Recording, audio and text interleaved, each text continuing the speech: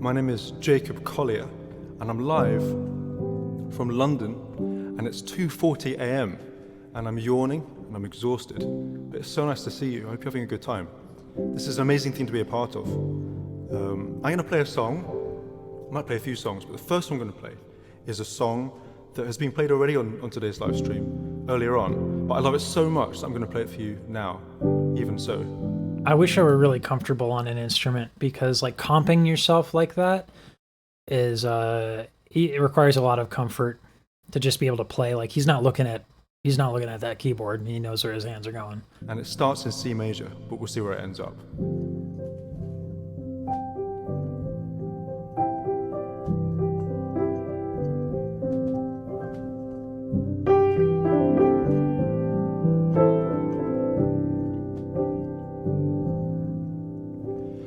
I heard there was a secret chord that David played and it pleased the Lord. His tone is really interesting. This is not at all anything I would teach, but it interests me a lot because, like, this is where, you know, we shouldn't always be focused on what the most efficient style of singing is, because we want to be able to experiment and be artists. And so I heard there was a secret chord. Chord. It's the tongue is narrow, the soft palate is down. Oh. And that has a danger to sound like Kermit. Like there's a risk of sounding like Kermit the Frog there.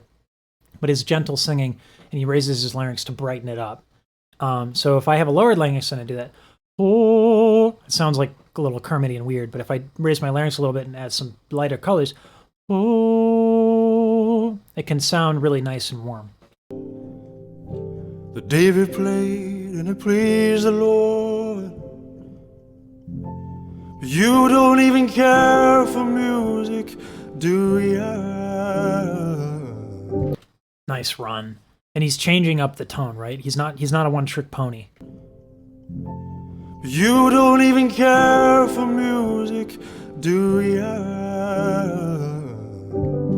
I love that falling. I love when singers do that, where they just get to the low on the run and then like, ugh, and they just let it go. You know what I mean? They just let it drop. I think it's really awesome. I love it when people do that. It goes like this: the fourth, the fifth, the minor chord and the major lift, the baffled king for the hallelujah, hallelujah, hallelujah. I'm really envious of his falsetto. Larger voices, particularly like baritones and below, have much richer and extended falsettos than a tenor. Why is that the case? Here's what happens when you have falsetto. These are the vocal folds, and they flip open and let air pass, and that's why you get that fluty sound. Ooh, right? But when you do that and you have bigger vocal folds, which is what makes a baritone or a bass, right? They have thicker stuff, thicker parts, which is why they can't thin out as much. But that totally gets negated when you flip them, because thicker folds, when they flip, they can still go long. And so that length and that extension of the folds in falsetto, because they have the meatier vocal folds, allows them to have more range in falsetto, where tenors actually really struggle with that and generally have really short falsetto ranges. Also, they don't like a tenor having falsetto doesn't sound as warm.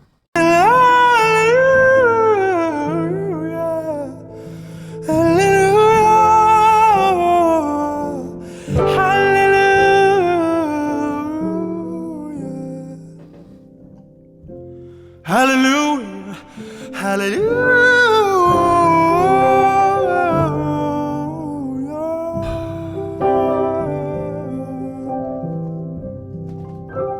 I love the phrasing here too. It's not just a bunch of notes. It's soft. It's like there's an ebb and flow to it. We talk a lot about vowels on this channel. Listen to how he uses bright vowels and then darker vowels here to shape the phrase. It's not just notes. Huh? Again, tenors have short falsetto, so. Hallelujah. Like, it's just. Hallelujah. Like, that brighter on the top, and then he just tames it. It's really cool.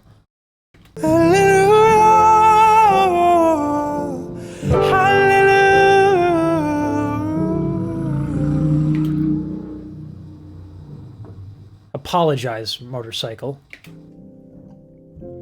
Hallelujah, hallelujah.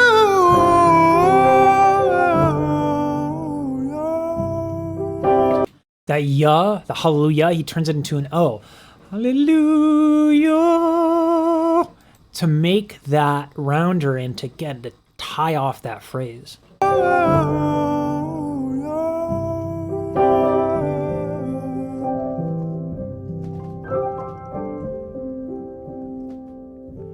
Your faith was strong. And that contrast, he's got such a deep, rich voice, and he's been in falsetto for so long, and then he goes, I just hit puberty again. Your faith was strong, but you needed proof. You saw her bathing on the roof, the beauty of the moonlight overthrew you. That's a beautiful key change. Usually people do key changes to be dramatic. And he just kind of like used that key change to bring us to a new place. It's not about being dramatic and epic, which is usually, especially those half step up modulations, which I think can be cheesy if they're overdone. But this is beautiful. Beauty of the moonlight overthrew you. She tied her to the kitchen chair. She broke your throat. She cut your hand from her lips. You drew the hallelujah, hallelujah.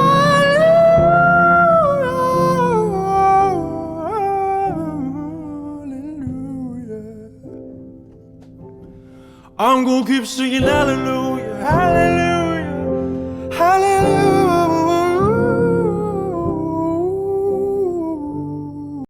Some of these key changes actually remind me a lot of like Debussy or Ravel. And I say like Debussy and Ravel, like a lot of jazz musicians borrowed a lot of Ravel and Debussy in their harmonic structures, but this particularly reminds me of Reflet dans l'eau, which is an amazing, amazing piece for piano. And it's just this. So during this period of time with Ravel and Debussy, we went through the impressionist painting, right? Monet, etc. And so Debussy and Ravel and a lot of composers at the time wanted to do that musically. They wanted to make these sort of like shapes that were being painted, where it's like you kind of get up close and it looks like a bunch of stuff, but you get far away and then it looks like a flower or a petal. And so a lot of these chord changes remind me a lot of impressionist music, in that like it feels like we're adrift, like we're afloat on something and we're on this journey, and it's almost like relaxing, and it's, you don't know where you're going to go, but you just go there like you're being taken by a river. You know what I mean? It's nice.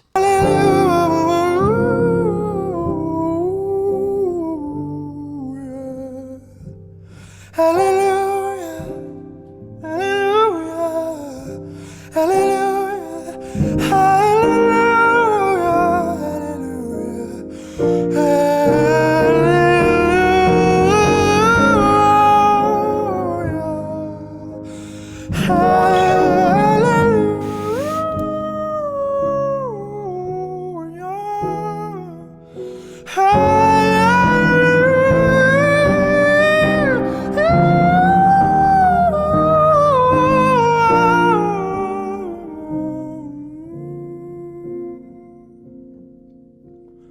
Sing la la la la la la.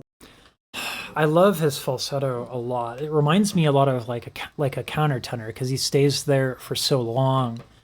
It was just wonderful, wonderful renditions of this. I'm not sure what his musical background is, but it's good, whatever it is.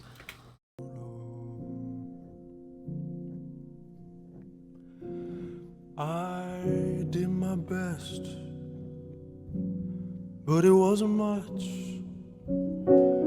I tried to feel, I tried to touch. I told the truth. I didn't come to fool you. I love that. And that's another example of vowels. When you go on your bottom, like the very bottom of your registers, like if you do that, and you try to force it out and you try to make it like richer and darker, what you'll end up doing is you'll actually either go flat. Well, you probably go flat, and then you're also going to not be heard. It's not very audible when anyone's in the very bottom of the range, right? So if I do what he does though, and I'm in the bottom of my range and I make the vowel bright, all of a sudden you can hear it, and it actually sounds in a way richer. By making it brighter, you can get that richer sound. So let's listen to that again, because it's really subtle. I told the truth. I didn't come to fool you. And then he goes up and he rounds the vowel. Okay, I'm not that. I don't go that low. Right? That contrast is really, really nice. And it's subtle because it's in this part of the range that's really low. So you don't get a lot of power when you're in the extreme low of your range. And he doesn't fight that. He doesn't try to push out power. And so he gets this lovely warmth and resonance. And even though it all went wrong, I'll stand upon the Lord's song with nothing on my tongue but hallelujah. I love this. Hold on, I gotta move my dog. She's hitting the microphone. Anya, don't make me kick you out of the room. Come here. Come here. Come here. I know you want attention. Come here. I know. Sorry, dog.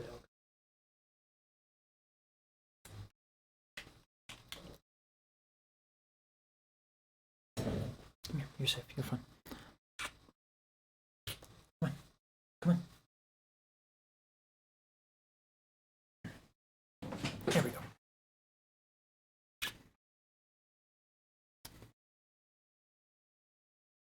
Yeah, ever since my wife got a second job, this dog has just been very, very needy. And she knows that if she hits my microphone that I will pay attention to her. So just give me a second here, calm this floof down. You're okay. You're okay. Yeah. Loves you too. Yep. Okay, I need to put you on the bed. Okay, honey? You need to go on the bed. Yeah, your breast stinks. Come here. Here. I got you. Stay on the bed. Don't fall. Don't fall.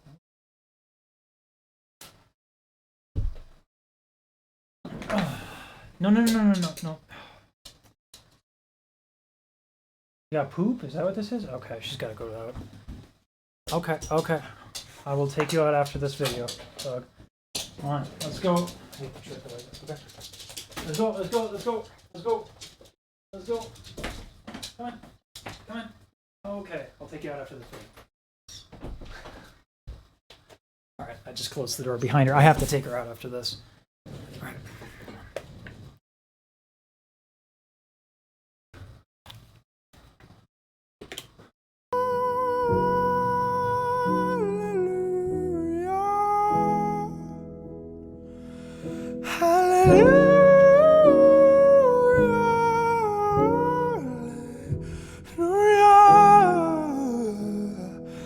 Throughout this entire thing, he's been doing what's called an even scale. What an even scale is if you go from the bottom to top or top to bottom, you are changing the resonance by changing vowels and by manipulating your vocal tract in order to create resonances that shift. Like, it doesn't sound like you're shifting anything, it just sounds even from top to bottom, but you accomplish that by manipulating the vocal tract depending on where you are in your range. And it takes a really long time to train this, and a lot of scales and a lot of runs and a lot of vocal agility exercises to make sure that you can do it fast and unnoticeably. But if you listen to the lower range and then he goes up, that's what you're getting. Stand upon the Lord's song with nothing on my tongue but hallelujah.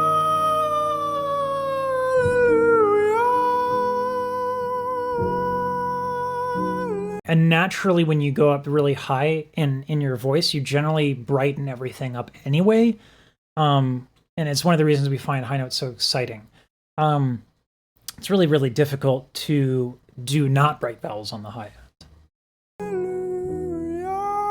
But that low to bottom was smooth like butter.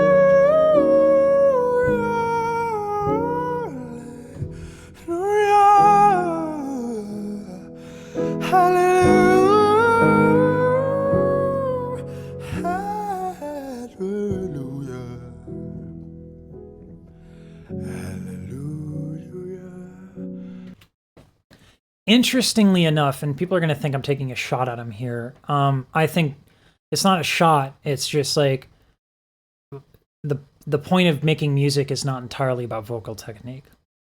His vowels are such that he can't do a lot of what Beyonce would do or Leandra Johnson would do, or a lot of other singers where they would sing just with like a lot of epic power and a lot of belting and a lot of that stuff.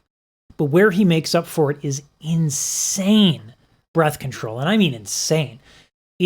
Falsetto is hard to sustain and sing in because air is seeping through the entire time. It takes a lot more air and a lot more control to be able to phrase in falsetto. So even though his vowels are such that he probably can't get very loud doing what he's doing right now, he's clearly not trying to be loud, so it's not an issue. But if you're trying to do a big epic high note, you can't be doing some of these vowels that he's doing. But because he's in falsetto, he's using the vowels for an effect, not trying to go in belt. And what it just requires this amazing amount of breath control to make it work. This is so hard. If you try to do this in falsetto, you're likely not going to succeed because this requires a level of breath control that is astonishing. Then that's why I respect countertenors and the like. Hallelujah, hallelujah,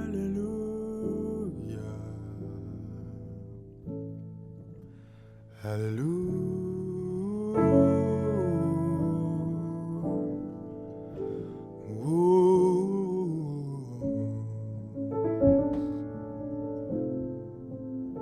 Nice. Very jazz-like right there.